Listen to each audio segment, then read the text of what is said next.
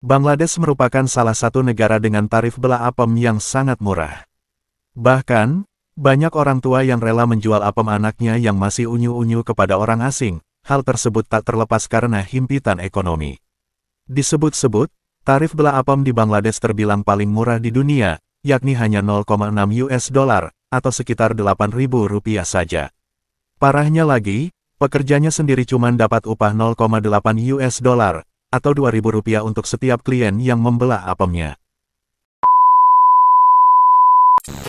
Assalamualaikum para sedulur, alhamdulillah kita berjumpa kembali. Di segmen kali ini, kami akan mengajak panjenengan berpetualang di negara Bangladesh, mengupas fakta-fakta kehidupan dan sisi lain di negara Bangladesh. Sebelum kita lanjut, jika panjenengan tidak keberatan, kami berharap panjenengan bersedia dengan ikhlas untuk subscribe channel ini. Oke, langsung saja kita mulai.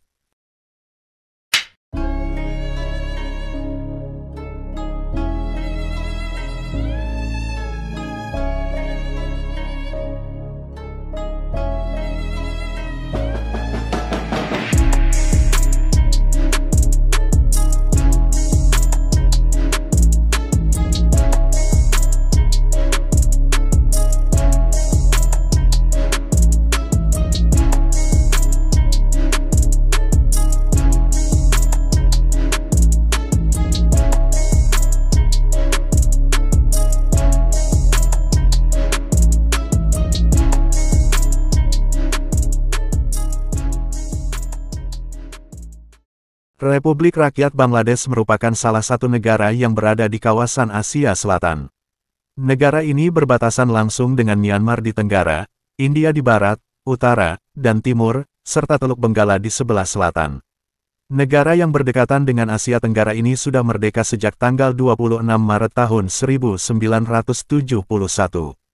Luas wilayah Bangladesh mencapai 147.570 km persegi. Sehingga menjadikan negara ini sebagai terbesar ke-92 di dunia. Sementara itu, berdasarkan jumlah penduduknya, Bangladesh menduduki urutan ke-8 dengan jumlah penduduk yang mencapai 168,8 juta jiwa. Hal ini juga menjadikan negara ini sebagai negara terpadat ke-6 di dunia, dengan kepadatan mencapai 1.173 orang per kilometer persegi. Bangladesh merupakan salah satu negara sekuler yang memberikan kebebasan beragama kepada seluruh penduduknya. Di negara ini, agama Islam ditetapkan sebagai agama republik. Penduduk Republik Rakyat Bangladesh terdiri atas 90,39% Islam, 8,54% Hindu, 0,60% Buddha, 0,37% Kristen, dan 0,14% agama lainnya. Selain itu, mayoritas masyarakat Bangladesh menganut Muslim Bengali. Negara ini adalah salah satu negara yang memiliki ekonomi dengan pertumbuhan tercepat di dunia, dan sebuah negara dengan penghasilan menengah yang tumbuh paling cepat. Selain itu, Bangladesh juga mempunyai cadangan devisa tertinggi kedua di Asia Selatan setelah India. Salah satu yang menjadi produk unggulan Bangladesh adalah garmen. Negara yang satu ini diperkirakan memiliki 4.000 pabrik garmen. Industri tersebut sangat mendorong pertumbuhan ekonomi di Bangladesh sampai saat ini. Industri yang sedang naik daun ini, juga melibatkan sekitar 80% wanita di negara tersebut.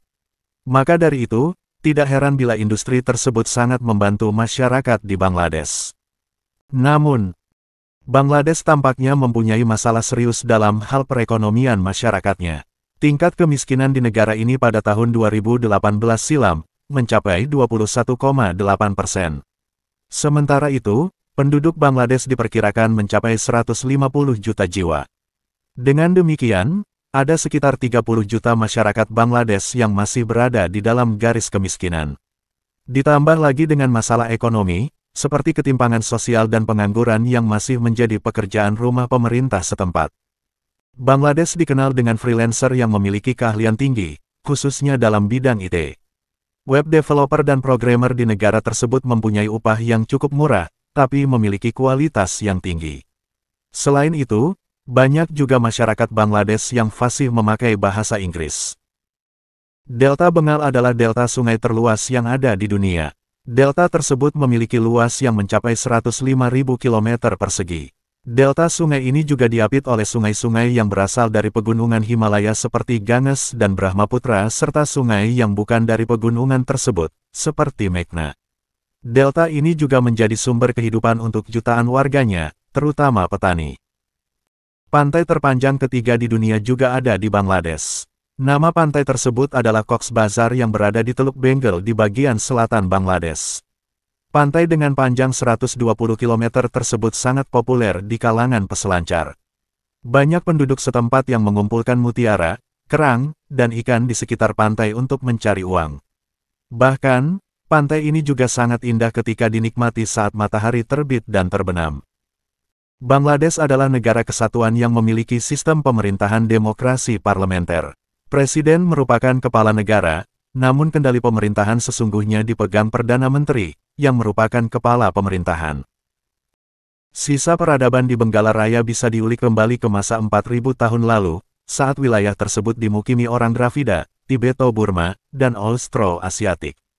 Asal kata, Bangla, atau Benggala tidak diketahui, tetapi kata tersebut diduga berasal dari kata Bang, suku berbahasa Dravidia yang tinggal di wilayah tersebut sekitar tahun 1000 sebelum Masehi.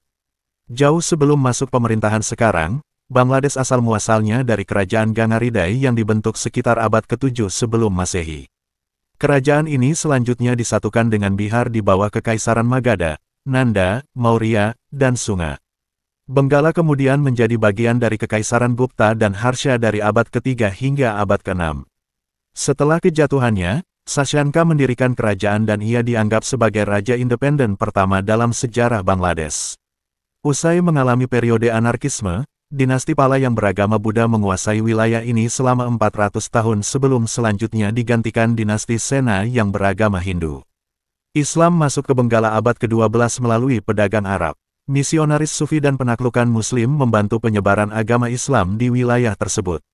Adapun pedagang Eropa sempat datang pada abad ke-15 dan pengaruh mereka berkembang hingga perusahaan Hindia Timur Britania menguasai Benggala usai pertempuran Plassey tahun 1757.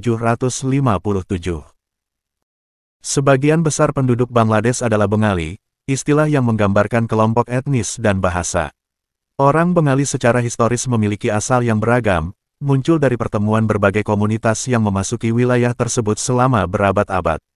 Orang-orang Veda mungkin adalah kelompok paling awal yang menetap di daerah ini.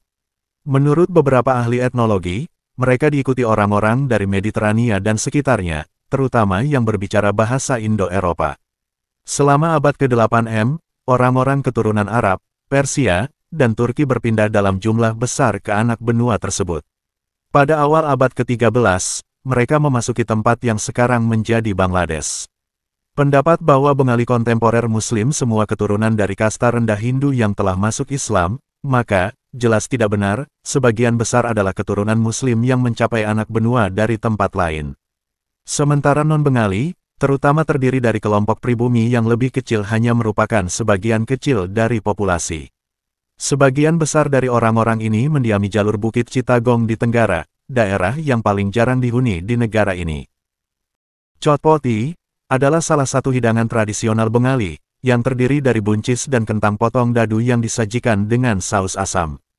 Tambahan khas juga termasuk bawang, telur rebus, irisan cabai hijau, dan min segar atau daun ketumbar, sedangkan sausnya biasanya dibumbui dengan jinten dan bubuk cabai.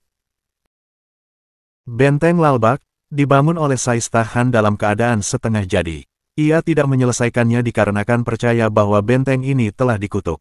Meskipun belum sepenuhnya selesai, bangunan benteng ini tetap indah hingga dijadikan tujuan wisata sampai saat ini. Bangladesh memiliki sungai tercepat kedua di dunia, setelah Amazon. Namanya adalah Padma. Ada juga lebih dari 700 sungai yang terletak di Bangladesh. Padma, Jamuna, Meghna adalah beberapa yang paling indah. Salah satu spesies harimau adalah harimau Benggala. Nah, negara Bangladesh merupakan habitat bagi harimau Benggala. Diperkirakan ada 200 harimau Benggala yang berada di Bangladesh. Diketahui Bangladesh menjadikan harimau Benggala sebagai hewan nasional di negaranya. Terima kasih banyak sudah menonton, semoga terhibur dan bermanfaat. Jika panjenengan berkenan, kami berharap panjenengan bersedia untuk subscribe channel ini, dan share ke teman-teman dan kerabat panjenengan, agar semua mengetahui fakta-fakta yang ada di negara-negara di seluruh belahan dunia. Akhir kata, wassalamualaikum, sampai jumpa di segmen berikutnya.